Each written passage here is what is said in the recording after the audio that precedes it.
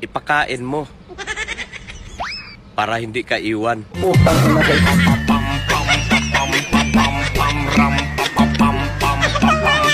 Swerte mo kapag ako naging kaibigan mo dahil napaka-protective kong kaibigan.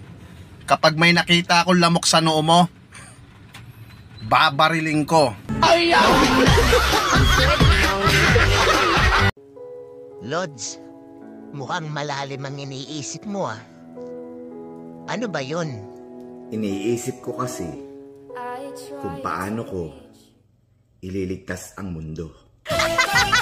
Ano ako mausap dito ha? Kasi kung ito, hindi ko maintindihan eh ha? Ha? Sasabihin ko yan. Patulugon ko ikaw sa akong mga hapyod.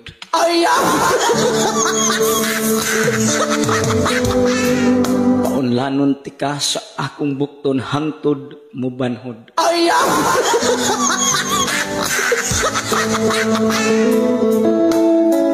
Tandayan ko ikaw sa akong paa hangtod mubikog.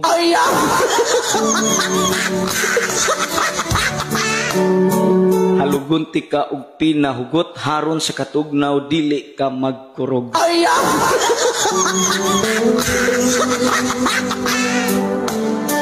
Akong trapuhan ang imong mga singot haron malayo ka sa panuhot.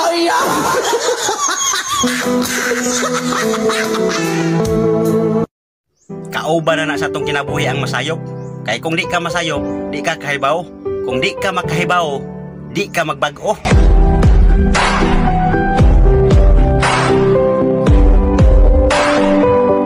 Gusto ba ka musulirap imong mata?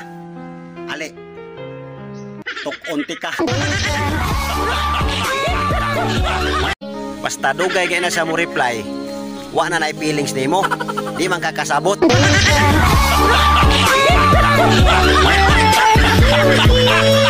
Pag ang mayaman umabot ng 100 years old, ang tawag daw dyan ay healthy living.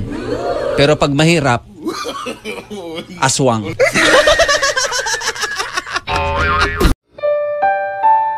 Walang perpektong tao sa mundo.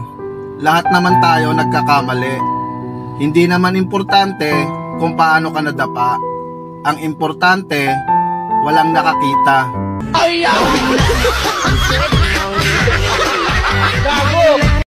Sa amo pre, kusog kay managan ang mga motor oy. Unsa pod ka kusga pre? 120 ang kurbada oy. Wa raman na sa amo ay kanang 120. Parking raman na sa amo. Sa uyab pa, lami ang ilong nimo laboy. Sa naminyo na, sa pa diha, kalis nga ra ng ilong nimo.